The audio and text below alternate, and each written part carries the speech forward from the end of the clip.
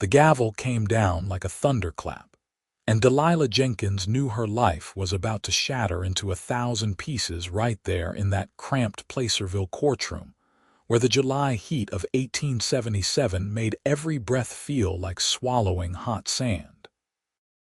Judge Cornelius Mathers sat behind his bench like a vulture perched on a fence post, his beady eyes fixed on her with an expression that made her skin crawl.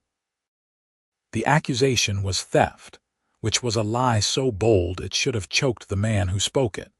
But Marcus Pemberton stood there in his fine suit with that smug smile painted across his face, knowing full well the law favored men with money over young women with nothing but their word.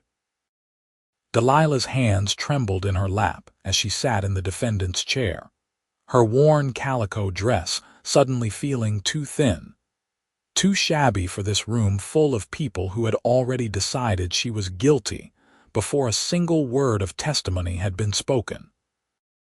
"Miss Jenkins," Judge Mathers said, his voice dripping with false concern, "you stand accused of stealing a gold pocket watch valued at $200 from Mr. Pemberton's mercantile. How do you plead?" "Not guilty, Your Honor," Delilah said, her voice stronger than she felt inside. "I never stole anything from anyone in my entire life." Pemberton stepped forward, his chest puffed out like a rooster in a henhouse. "Your Honor, I have 3 witnesses who saw this woman near the display case where I kept that watch. The next morning it was gone. She was the only person in the store during closing time." It was a lie. Delilah had been in the mercantile that evening, true enough, but only to purchase thread and needles with the few coins she had earned from taking in laundry. She had noticed the watch because it was beautiful, all gold and gleaming in the lamplight, but she had never touched it. When she had left, Pemberton himself had been standing right there by the door, watching her with those cold eyes of his. But now he was claiming she had stolen it, and she knew why. 2 weeks earlier, she had rejected his advances when he had cornered her behind the building and tried to force his attentions on her. She had slapped him hard enough to leave a mark, and he had sworn she would regret it. This was her punishment for daring to say no. The courtroom felt like it was closing in on her. 20 or 30 townspeople had crowded into the small space, most of them looking at her like she was already guilty. She recognized some of them from around town, but none of them would meet her eyes except to glare. Judge Mathers was leaning back in his chair now, stroking his gray beard with one hand while the other drummed impatiently on the desk. "Do you have anyone who can speak to your character, Miss Jenkins?" the judge asked, though his tone suggested he did not particularly care about the answer. Delilah opened her mouth to respond, but before she could speak, the courtroom door swung open with enough force to make everyone turn and look. A man stepped inside, tall and lean with sun-bronzed skin and shoulders broad enough to fill a doorway. He wore dusty trail clothes, a brown hat pulled low over his eyes, and boots that had seen more miles than most people would walk in a lifetime. His jaw was set in a hard line, and there was something in the way he carried himself that made even the loudest whispers in the room die down to nothing. Delilah had never seen him before in her life. "Court is in session," Judge Mathers barked, his face reddening. "You cannot just barge in here like you own the place." The stranger pulled off his hat, revealing dark hair that curled slightly at the ends, and fixed the judge with a steady gaze that could have cut through steel. "Apologies, Your Honor, but I have information pertinent to this case." "And who exactly are you?" Mathers demanded. "Name is Gideon Ironwood," the man said, his voice low and steady like distant thunder. "I have been working at the livery stable for the past 3 weeks, and I was across the street from Pemberton's mercantile the night that watch supposedly went missing." The room erupted in murmurs, and Delilah felt her heart hammering so hard she thought it might break through her ribs. She stared at this stranger, this Gideon Ironwood, and wondered why on earth he would speak up for her, when they had never even exchanged a single word. Pemberton's face had gone pale, then flushed an angry red.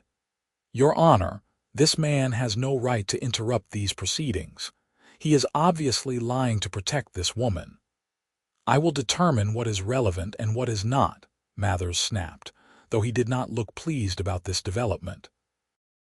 He turned his attention back to Gideon. "What exactly did you see?" Gideon stepped further into the room, his boots making solid sounds against the wooden floor. "I saw Miss Jenkins leave the mercantile that evening just as the sun was setting. She was carrying a small paper package, nothing more. Pemberton walked her to the door himself and locked it behind her. About 20 minutes later, I saw Pemberton leave through the back entrance with something bulky wrapped in cloth under his arm. He headed toward the assayer's office. The courtroom exploded into chaos. People were shouting questions. Pemberton was yelling that this was all lies, and Judge Mathers was banging his gavel so hard Delilah thought the handle might break off. Through it all, Gideon stood perfectly still, his eyes never leaving the judge's face, and Delilah found herself unable to look away from him. There was something about him that felt solid, dependable like bedrock in the middle of an earthquake. "Order!" Mathers roared. "I will have order in this court." When the room finally quieted down, the judge leaned forward, his expression dangerous. "Mr. Ironwood, those are serious allegations you are making. Do you have any proof of what you claim?" "I do," Gideon said calmly. He reached into his shirt pocket and pulled out a folded piece of paper. "I went to the assayer the next morning and asked some questions. Turns out Pemberton sold a gold pocket watch to the assayer that very night, claiming it was a family heirloom. The assayer gave me this receipt as proof of the transaction." He walked forward and handed the paper to the bailiff, who carried it to the judge. Mathers unfolded it slowly, his face growing darker with each second. Pemberton was sputtering now, trying to form words that kept dying in his throat. "This is a forgery," Pemberton finally managed. "That man is in league with the woman. They planned this together. We have never met," Delilah said, finding her voice at last. She stood up, her legs shaking but holding her weight. "I do not know this man, Mr. Ironwood, but I thank God he was paying attention that night because everything he says is true. I bought thread and needles, nothing more. Mr. Pemberton has been harassing me for weeks, and when I refused his advances, he swore he would make me pay. This is his revenge." The courtroom went silent again, but this time the quality of the silence was different. People were looking at Pemberton now instead of her, and she could see doubt creeping into their expressions. Judge Mathers was studying the receipt, his mouth pressed into a thin line. "Mr. Pemberton," the judge said slowly, "this receipt appears to be legitimate. It has the assayer's official seal and signature. Can you explain why you would sell a watch on the same night you claim it was stolen, and why you would then accuse Miss Jenkins of the theft?" Pemberton's face was like a thundercloud now. "This is absurd. That cowboy is obviously a criminal himself, probably working with her to extort money from honest businessmen. You cannot take his word over mine." "Actually, I can," Mathers said, and there was something cold in his voice now that made Delilah realize with a start that perhaps the judge was not entirely in Pemberton's pocket after all. Especially when his story is backed up by physical evidence. However, he paused, and Delilah felt her brief hope begin to crumble. "However," Mathers continued, "there is still the matter of court costs and the time wasted on these proceedings. Miss Jenkins, you may not have stolen the watch, but your presence in this courtroom has cost the county money. I am inclined to fine you $50 for the inconvenience." $50, Delilah gasped. Your Honor, I do not have 50 cents to my name, let alone $50. That is completely unjust. Nevertheless, that is my ruling, Mathers said, and now she understood. The judge did not care about justice. He cared about money, and he was not about to let her walk out of this courtroom without lining his pockets somehow. If she could not pay the fine, she would go to jail. And then what? She would lose the small room she rented, lose what little work she had managed to scrape together. She would have nothing. This is corruption, Gideon said, his voice cutting through the room like a knife. You are trying to extort money from a woman who just proved her innocence. That is not justice, Judge Mathers. That is theft under color of law. The room went dead silent. No one spoke to a judge that way, not in a courtroom, not anywhere. Mathers stood up slowly, his face purple with rage. You are in contempt of court, Mr. Ironwood. I could have you thrown in jail right now for that kind of insolence. Then do it, Gideon said, stepping forward until he was right in front of the bench. Throw me in jail for speaking the truth, but everyone in this room heard what you just did. You tried to fine an innocent woman $50 she does not have, just to squeeze money out of her. Word will get around, Judge. People will know what kind of man you really are. For a long moment, the two men stared at each other, and Delilah held her breath. Then, slowly, Judge Mathers sat back down. His face was still red, but she could see calculation in his eyes now. Gideon was right. If the story spread that the judge was extorting innocent people, it would cause problems. Mathers might be corrupt, but he was not stupid enough to risk his position over $50. Fine, Mathers said through gritted teeth. The case against Miss Jenkins is dismissed. She is free to go. This court is adjourned. The gavel came down one final time, and suddenly people were moving, talking, filing out of the courtroom in a rush of noise and motion. Delilah stood frozen in place, unable to quite believe what had just happened. She was free. She was actually free, and it was all because of this stranger who had risked contempt charges to defend her. Gideon turned to her, and for the first time, she saw his face clearly. He had strong features, a straight nose, and eyes the color of summer grass. There was a scar along his left cheekbone, faint but visible, and when he looked at her, she felt something shift inside her chest, something warm and unfamiliar. "Are you all right, Miss Jenkins?" he asked. "I think so," she managed. "I do not know how to thank you. You saved my life just now." "You do not owe me anything," Gideon said, but there was a softness in his expression that had not been there when he was facing down the judge. That was the right thing to do. Pemberton is a snake, and Mathers is not much better. They walked out of the courtroom together, stepping into the bright sunlight of a California afternoon. The main street of Placerville stretched out before them, dusty and busy, with people going about their daily business. The town sat in the foothills of the Sierra Nevada, surrounded by pine trees and the remnants of played-out gold claims. It had been a booming mining town during the rush of '49, but by 1877, most of the easy gold was gone, and what remained was a community trying to figure out what it wanted to be. "How did you know?" Delilah asked as they stepped off the courthouse porch. "How did you know I was innocent?" Gideon was quiet for a moment, settling his hat back on his head. "I have been around long enough to recognize when someone is being set up. The way Pemberton looked at you when you walked past the livery that day, it was not the look of a man who had been robbed. It was the look of a man planning revenge. I started paying attention after that. Why would you do that for someone you have never met?" He glanced at her, and there was something in his eyes that made her breath catch. "Because I have seen too many innocent people get crushed by men with power and money. Sometimes you have to stand up, even if it costs you something."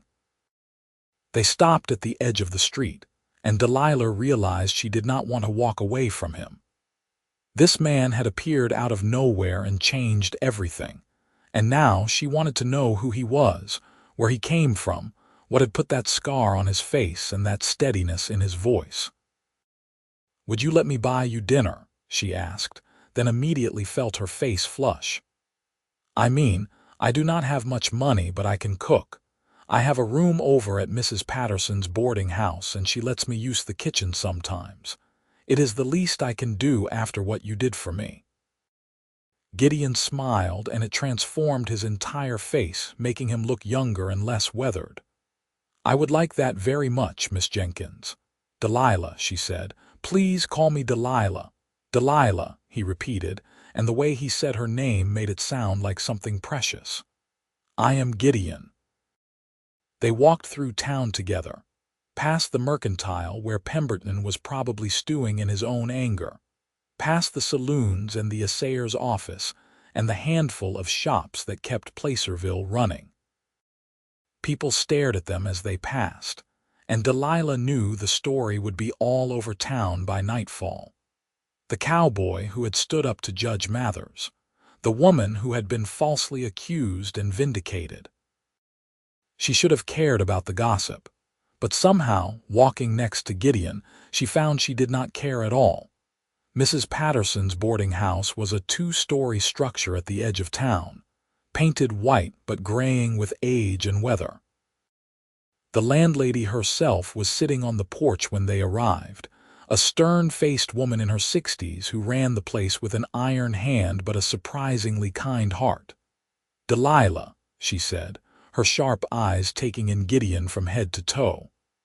"I heard what happened at the courthouse. Glad to see you are all right." "Thank you, Mrs. Patterson. This is Gideon Ironwood. He is the one who spoke up for me. I was hoping I could use the kitchen to make us some dinner." Mrs. Patterson's expression softened slightly. "You go right ahead, dear. And Mr. Ironwood, there is a pump around back if you want to wash up." Gideon tipped his hat to her. "Much obliged, madam." The kitchen was small but clean, with a wood-burning stove and a table just big enough for 4 people. Delilah had managed to save some vegetables from the market earlier in the week, and there was a bit of salt pork in the icebox that Mrs. Patterson had said she could use. It was not fancy, but she could make a decent stew, and there was bread from yesterday that would do well enough. She was chopping onions when Gideon came back inside, his face and hands freshly washed, his hair damp and pushed back from his forehead. He had taken off his gun belt and left it somewhere, probably out of courtesy to Mrs. Patterson, and without it, he looked less like a dangerous cowboy and more like a regular man, albeit one who carried himself with unusual confidence. "Can I help?" he asked. "You can sit and tell me about yourself," Delilah said, gesturing to one of the chairs.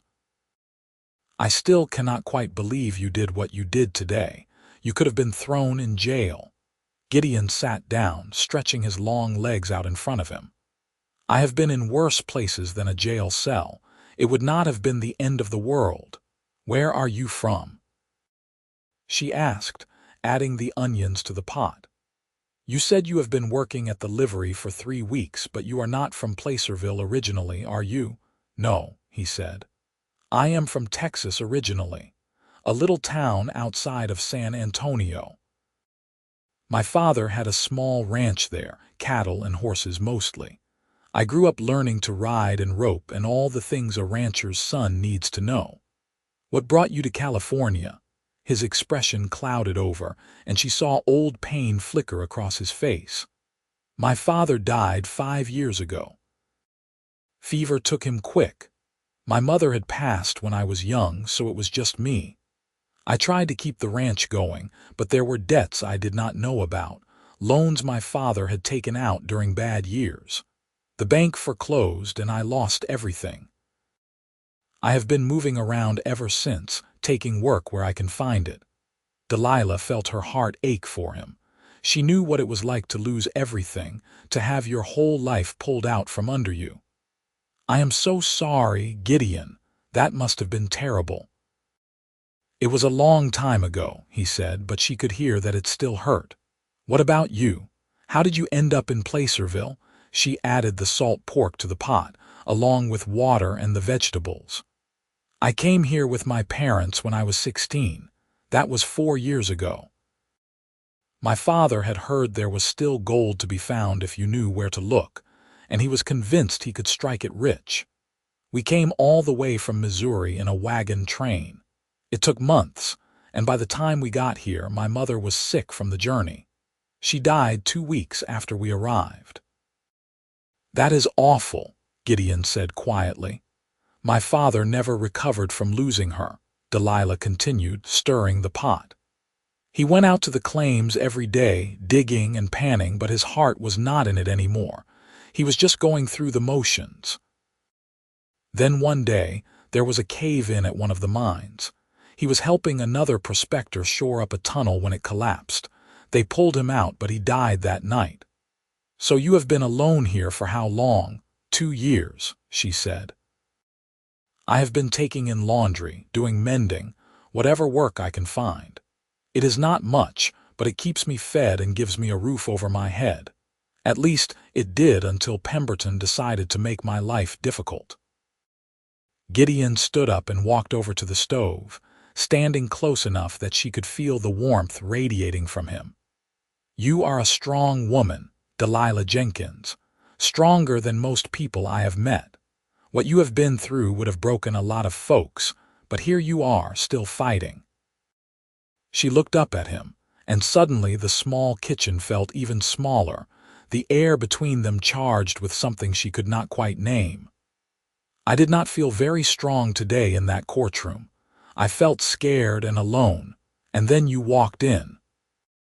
"You are never going to be alone like that again," Gideon said, and there was such conviction in his voice that she believed him completely.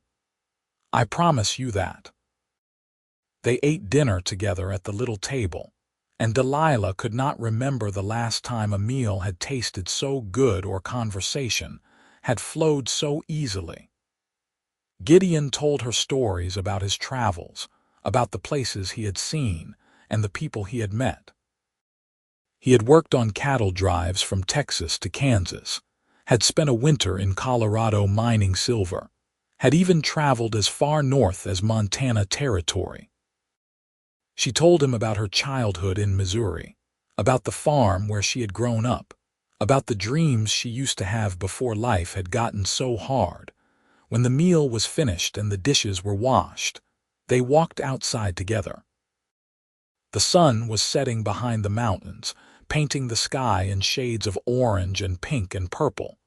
The air was cooling down, finally bringing relief from the day's heat. "Thank you for dinner," Gideon said. "That was the best meal I have had in longer than I can remember." "Thank you for everything you did today," Delilah replied. "I mean it, Gideon. You saved me." He looked at her for a long moment, and then, very slowly, he reached out and took her hand. His palm was warm and calloused from years of hard work, and his fingers wrapped around hers with surprising gentleness. "I am glad I was there," he said. "And I am glad I got to meet you, Delilah. I have been moving from place to place for 5 years now, never staying anywhere long enough to put down roots. But standing there in that courtroom today, watching you refuse to back down even when everything was stacked against you, I realized something. I am tired of running. I am tired of being alone. I think maybe it is time to stop moving and start building something that lasts." Her heart was racing now, and she tightened her grip on his hand. "What are you saying?" "I am saying I would like to stay in Placerville for a while. I am saying I would like to get to know you better, if you will let me. I am saying that from the moment I saw you in that courtroom, something in me just knew you were important. I cannot explain it better than that." Delilah felt tears prick at her eyes, but they were good tears, the kind that came from hope instead of despair. "I would like that very much. I would like that more than anything." They stood there in the fading light, holding hands and looking at each other, and Delilah felt like maybe, just maybe, Her luck was finally starting to turn around. The next few weeks passed in a blur of work and stolen moments together. Gideon kept his job at the livery stable, and Delilah continued taking in laundry and mending, but every evening they found time to be together. Sometimes they would walk through town. Sometimes they would sit on Mrs.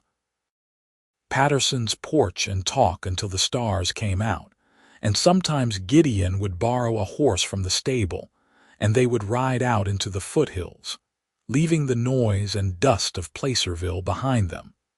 With every passing day, Delilah found herself falling deeper in love with him. It was not just that he was handsome, though he certainly was. It was not just that he had saved her, though she would never forget that moment in the courtroom. It was everything about him. The way he listened when she talked, really listened, like every word she said mattered.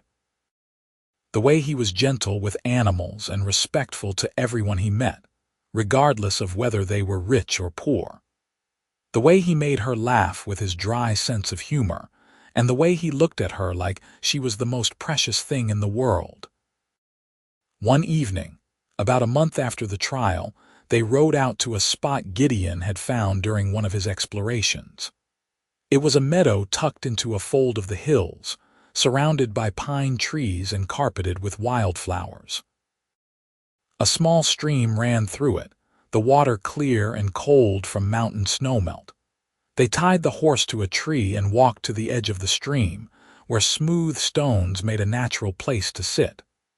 "This is beautiful," Delilah said, looking around at the wildflowers swaying in the evening breeze. "How did you find this place?" "I was out riding a few weeks ago and just stumbled across it," Gideon said. "I have been wanting to bring you here ever since." They sat down on the stones, their shoulders touching, watching the water flow past. The sun was low in the sky, turning everything golden. "Delilah," Gideon said after a long, comfortable silence, "I need to tell you something." She turned to look at him, suddenly nervous. "What is it?" He took both of her hands in his expression serious. "I love you." "I know it has only been a month, and maybe it is too soon to say something like that, but I cannot keep it inside anymore. I love you, Delilah Jenkins. I love your strength and your kindness and the way you never give up, no matter how hard things get. I love the way you laugh and the way you look at the world like it is still full of possibilities. I love everything about you, and I want to spend the rest of my life proving to you that you can trust me with your heart." Delilah felt tears streaming down her face, but she was smiling so hard her cheeks hurt. "I love you too, Gideon. I think I started falling in love with you the moment you walked into that courtroom and stood up for me when no one else would. You made me believe that there are still good people in this world, that not everyone is out to hurt me or use me. You made me feel safe and valued and loved, and I cannot imagine my life without you in it anymore." Gideon leaned forward and kissed her, and it was soft and sweet and full of promise. When they finally pulled apart, he was smiling too, that rare smile that transformed his whole face. "Marry me," he said. "I do not have much to offer you right now. I am just a cowboy working at a livery stable, and I do not have savings or property or anything fancy. But I can promise you that I will work hard every day of my life to give you the kind of life you deserve. I will build us a home and keep you safe and love you with everything I have. Marry me, Delilah, and let me spend the rest of my life making you happy." "Yes," she said, laughing and crying at the same time. "Yes, Gideon, I will marry you. I do not need fancy things or property. I just need you. You are all I have ever wanted." They sat there by the stream until the stars came out, making plans and dreaming about the future. Gideon wanted to save up enough money to buy a small piece of land outside of town, somewhere they could build a house and maybe run a few horses. Delilah wanted a garden where she could grow vegetables and flowers and maybe some chickens for eggs.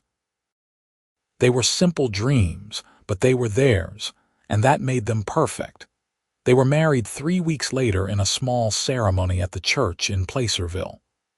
Mrs. Patterson stood up as Delilah's witness, and the man who ran the livery stable stood up for Gideon. It was not a fancy wedding, but Delilah wore her mother's old dress that she had carefully altered and mended, and Gideon wore a new shirt he had saved up to buy. When the minister pronounced them husband and wife, and Gideon kissed her in front of everyone, Delilah felt like the luckiest woman alive. They moved into a larger room at Mrs. Patterson's boarding house, one that had space for a proper bed and a small table where they could eat together. Gideon took on extra work wherever he could find it, helping with construction projects and working some evening shifts at the stable. Delilah kept taking in laundry and mending, and between the two of them, they started to save money slowly but steadily. 6 months after their wedding, Gideon came home one evening with news that made Delilah's heart soar. "I found a piece of land," he said, his eyes bright with excitement. "It is about 2 miles outside of town, 10 acres with a creek running through it and plenty of trees for building. The man who owns it is moving back east and wants to sell quickly. I talked to him about price, and with what we have saved, we can afford it if we are willing to build the house ourselves." "Of course we are willing," Delilah said, throwing her arms around him. "Oh, Gideon, our own land. Our own home. I can barely believe it." They bought the land the next week and started building immediately. Gideon had experience with construction from his time on the ranch in Texas, and several men from town came out to help, working in exchange for Delilah's cooking or future favors. Even Mrs. Patterson came out a few times, bringing food and offering advice on where the kitchen should be placed for the best light. It took 4 months of hard work, but by the spring of 1878, they had a house. It was small, just 3 rooms, but it was solid and well built, with a porch that faced the mountains and windows that let in the morning sun. Delilah planted her garden as soon as the ground was ready, putting in seeds for tomatoes and beans and squash. Gideon built a chicken coop and bought 6 hens from a farmer down the road. They acquired 2 horses, a gentle mare for Delilah and a sturdy gelding for Gideon, and life slowly took on the shape they had dreamed about. But the best news came in late summer when Delilah realized she was pregnant. She had suspected for a few weeks, but she waited until she was certain before telling Gideon. She picked an evening when they were sitting on the porch together, watching the sun set behind the mountains like they did most nights. "Gideon," she said, taking his hand, "we are going to have a baby." He stared at her for a long moment, his expression unreadable, and then suddenly he was laughing and crying at the same time, pulling her into his arms and holding her so tight she could barely breathe. "A baby," he kept saying. "We are going to have a baby. Delilah, you have just made me the happiest man alive." They spent the next months preparing for the baby's arrival. Gideon built a cradle from pine wood, sanding it until it was smooth as silk. Delilah sewed blankets and little gowns from fabric she had saved and traded for. Mrs. Patterson came out regularly to check on her, bringing advice and supplies and making sure Delilah was taking care of herself. Their son was born in March of 1879, arriving just as the wildflowers were starting to bloom in the meadows. The labor was long and difficult, but when Delilah finally held her baby in her arms, looking down at his tiny, perfect face, she knew every moment of pain had been worth it. Gideon sat beside her on the bed, his arm around her shoulders, staring at their son with an expression of absolute wonder. "What should we name him?" Delilah asked. "What about Thomas?" Gideon suggested. "That was my father's name." "Thomas Ironwood," Delilah said, testing it out. "I like it. Thomas it is." Watching Gideon with their son was one of the greatest joys of Delilah's life. He was patient and gentle, changing diapers without complaint and walking the floor with Thomas when he cried at night. He sang songs in a low, rumbling voice that always seemed to soothe the baby, and he never seemed to tire of just holding his son and staring at him in amazement. Life settled into a comfortable rhythm. Their small ranch grew slowly but steadily. Gideon took on work breaking horses for other ranchers, and he turned out to have a real talent for it. People came from all over the county to have him work with their difficult animals, and the extra income allowed them to expand their herd and improve their property. Delilah's garden flourished, producing more vegetables than they could eat, so she started selling the surplus in town. She also began taking orders for pies and preserves, and her reputation for quality spread quickly. Thomas grew from a baby into a toddler, sturdy and curious and full of energy. He had Gideon's green eyes and Delilah's dark hair, and he loved following his father around the ranch, trying to help with chores even though he was far too small to be much use. When Thomas was 3, Delilah discovered she was pregnant again. This time it was a little girl, born in the winter of 1882. They named her Sarah, after Delilah's mother, and she was as different from Thomas as could be. Where her brother was loud and adventurous, Sarah was quiet and contemplative, content to sit and watch the world around her with serious dark eyes. The years passed, each one bringing its own challenges and joys. There were hard winters when money was tight, and they worried about how they would feed the animals. There were dry summers when the creek ran low, and they had to haul water from town. There were illnesses and injuries, moments of fear when one of the children ran a fever or Gideon took a bad fall from a horse. But through it all, Delilah and Gideon's love never wavered. If anything, it grew stronger with each passing year, deepened by shared experiences and the life they had built together. They still made time to sit on the porch together in the evenings, holding hands and talking about their days. They still looked at each other across the dinner table and smiled, remembering that day in the courtroom when everything had changed. One evening, when Thomas was 8 and Sarah was 5, and Delilah was pregnant with their 3rd child, they sat on the porch watching their children chase fireflies in the gathering dusk. Thomas was trying to catch them in a jar while Sarah followed behind him, laughing at his antics. "Do you ever think about that day in the courtroom?" Delilah asked, leaning her head on Gideon's shoulder. "All the time," he said. "That was the day my life started. Everything before that was just me wandering around looking for something without knowing what it was. And then I saw you sitting there, scared but refusing to break, and I knew you were what I had been looking for." "I was so terrified that day," Delilah said. "I thought my life was over, and then you walked in like an avenging angel and changed everything. You gave me hope when I had none left." "We gave each other hope," Gideon corrected. "You showed me that it was possible to build something good after losing everything. You taught me that home is not a place, it is a person. You are my home, Delilah. You and our children. You are everything." She turned to kiss him, and he wrapped his arms around her and their unborn child, holding them close. In the yard, Thomas finally managed to catch a firefly, and Sarah clapped her hands in delight.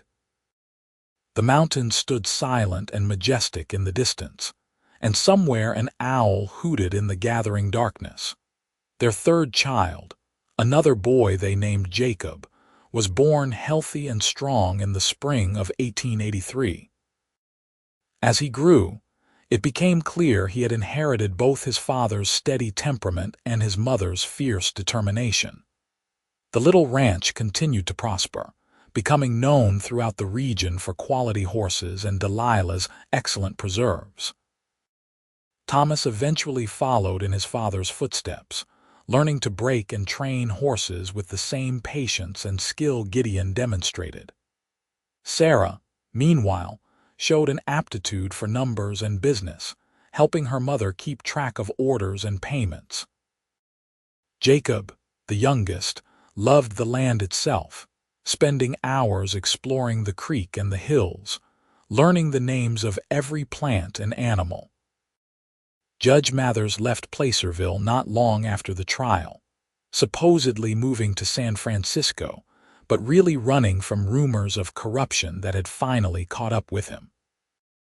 Pemberton's mercantile went out of business within 2 years, done in by his poor reputation and the fact that people preferred to take their custom elsewhere. Delilah felt no satisfaction in these outcomes, only relief that those dark chapters were closed. Mrs. Patterson remained a fixture in their lives, eventually selling the boarding house and moving into a small cottage near their ranch. She became an honorary grandmother to their children, spoiling them shamelessly and telling them stories about the old days. As the years rolled on and the children grew into young adults with lives of their own, Delilah and Gideon grew old together. Their hair turned gray, their faces lined with the marks of time and hard work, but their love remained as strong as ever. They still sat on the porch in the evenings, now watching grandchildren play where their own children once had. On their 30th wedding anniversary, Gideon took Delilah back to the meadow where he had proposed all those years ago. It looked much the same, still carpeted with wildflowers, the stream still running clear and cold. They sat on the same stones where they had sat decades before, holding hands and remembering.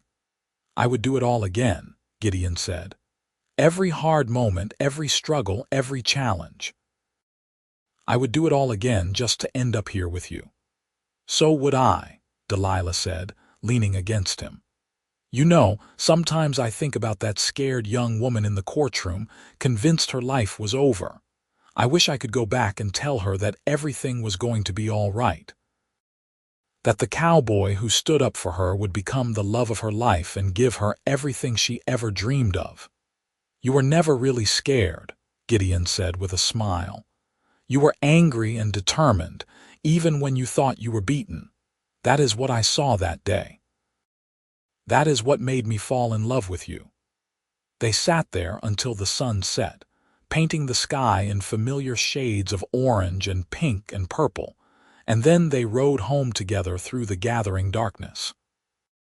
Home to the ranch they had built with their own hands, to the family they had created together, to the life they had carved out of nothing but love and determination and hope.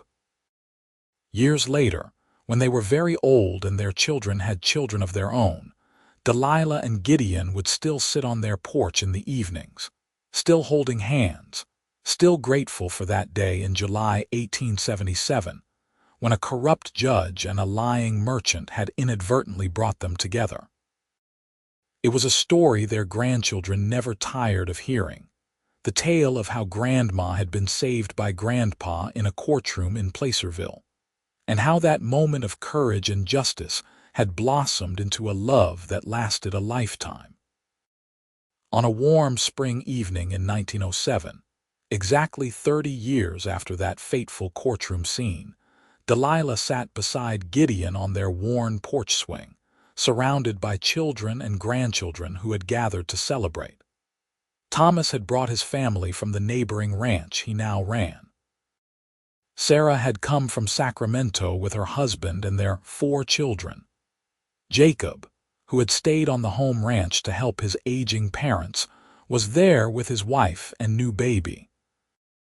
The sun was setting behind the mountains as it always did, and Delilah looked around at all these faces, these beautiful people who existed because a cowboy had once chosen to stand up for a stranger in a courtroom. She squeezed Gideon's hand, and he squeezed back, and no words were needed. They both knew how lucky they were, how precious every moment of their life together had been.